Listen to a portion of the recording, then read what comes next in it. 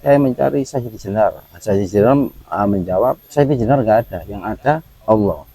Kemudian dipertanyakan lagi yang kedua, ya saya mencari Allah, yang Allah nggak ada, yang ada Sayyidi Jenar. Nah, ini mohon penjelasannya juga. Manusia itu memang bukan Tuhan, gitu loh. Tetapi entitas ketuhanan itu ada dalam diri manusia, gitu. Kalau kemudian yang dimaksud oleh Siti Jenar adalah konsep entitas ketuhanan karena ada dalam diri manusia, maka dia sah-sah saja menyampaikan karena dia berbicara dengan Tuhannya.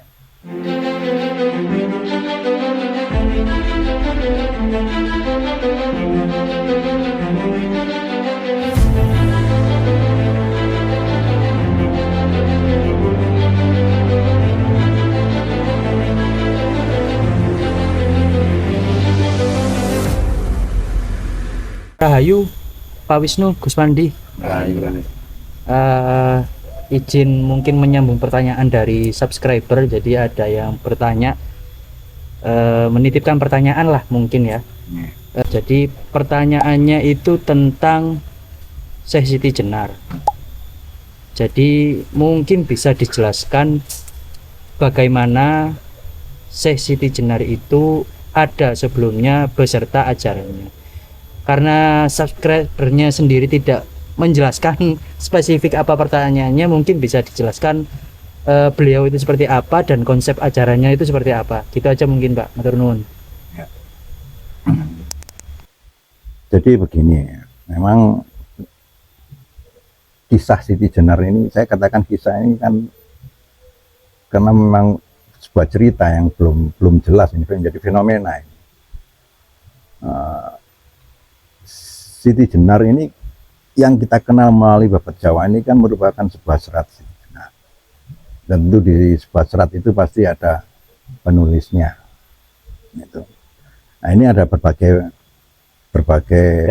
versi gitu. Dan versinya sangat banyak sekali, ada yang mengenal sebuah sosoknya dan sebagainya, doakan keturunannya. Tapi menurut pandangan Padepokan Songo, Siti Jenar ini serat yang memang sengaja dibuat oleh Kanjeng Sunan Kalijogo untuk menyampaikan ketasawufan di dalam Islam. Karena pada saat itu jarang diulas di dalam sisi umum gitu. Jadi perlu hal-hal sindiran khusus yang juga termasuk pada saat itu menyindir Demak Bintoro. Nah, kalau yang namanya kisah itu ya kita nggak akan bisa memperjelas secara detail karena cerita-cerita itu akan saling ditambah-tambahkan.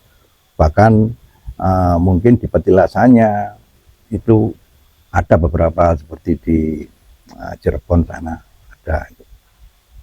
Nah, tapi yang perlu saya sampaikan bahwasanya di pengertian kami Padepokan Songo sebagaimana yang didhawuhkan kepada kami,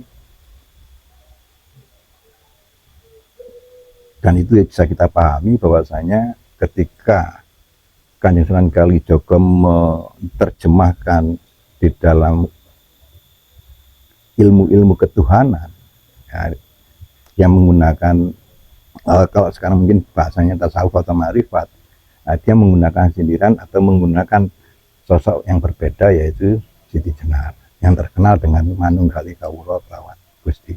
Dua sisi itu memang memberikan sebuah sindiran baik pada rajanya maupun sebagai manusia yang harus mengenal Tuhan, sedangkan Maraning itu mati. Tapi saya pernah juga sering mendengar ya, artinya mengenai cerita-cerita atau dongeng Syekh Siti Jenar itu sendiri. Jadi ada versi yang mengatakan bahwa sampai akhirnya Syekh Siti Jenar itu istilahnya dihakimi oleh para wali-wali karena menyampaikan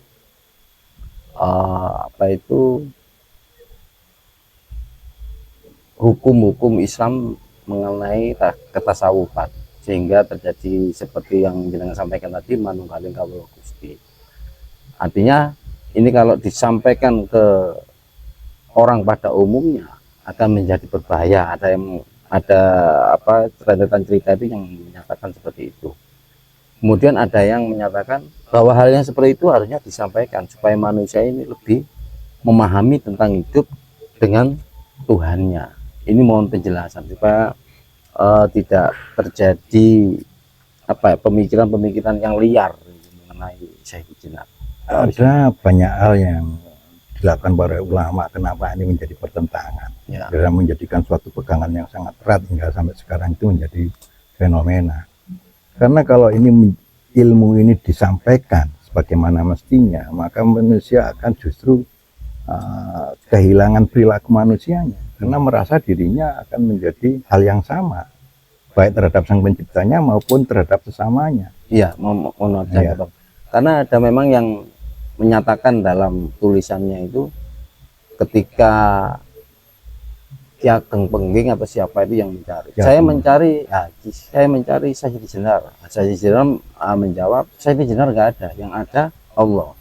Kemudian dipertanyakan lagi yang kedua, ya saya mencari Allah, yang Allah nggak ada, yang ada Syekh Jenar. Nah, ini mohon penjelasannya juga. Ya, kalau secara keilmuan tasawufan memang.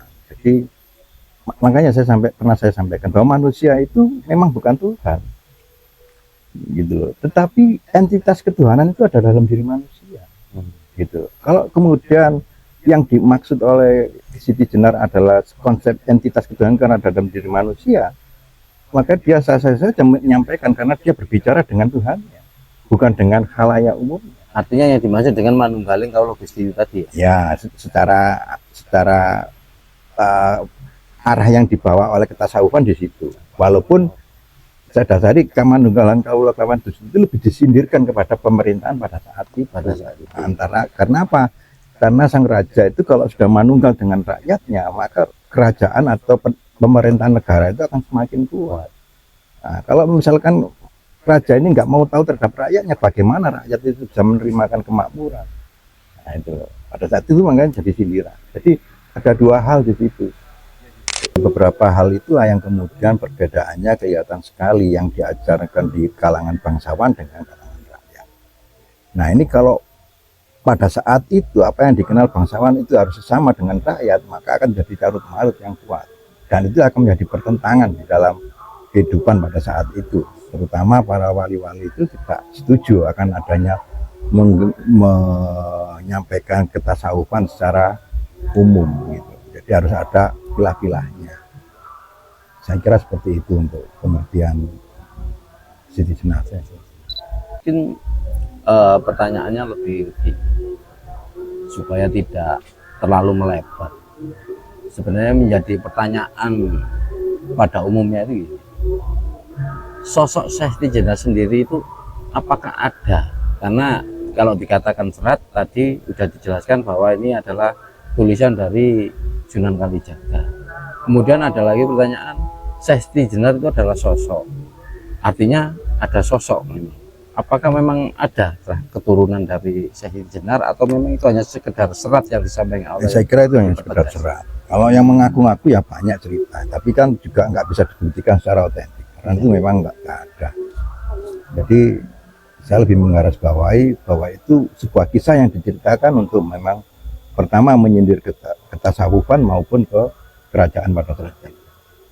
Oke, jadi sudah mendapat intisari dari sebuah pertanyaan tadi bahwa Syekh Jenar itu adalah sebuah serat yang ditulis oleh Sunan Kalijaga, bukan sosok yang ada silsilahnya. Ya. Betul-betul. Saya kira seperti itu mengenai Syekh Jenar. Ya.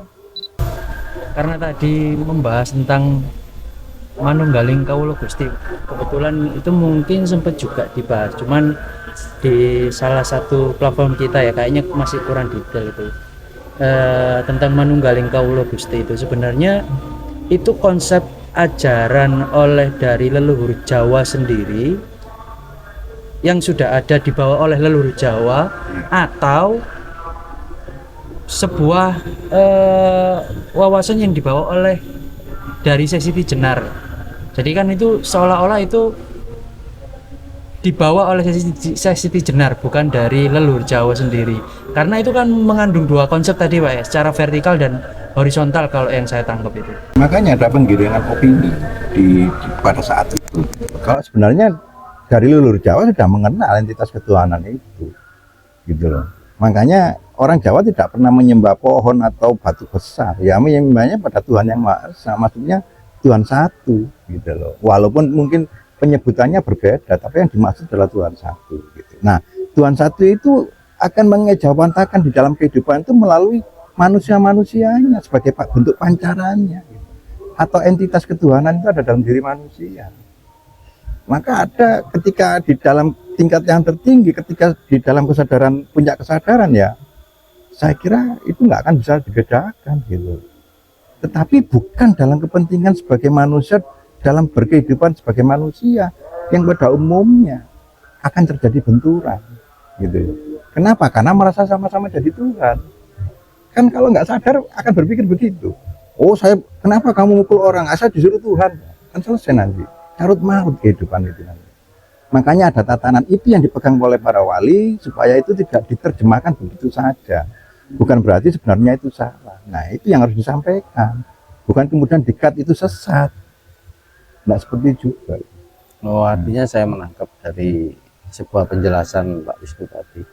Mungkin orang-orang dulu bahwa dia mengenal hidup, ada yang maha hidup. Artinya seperti itu. Iya. Itu.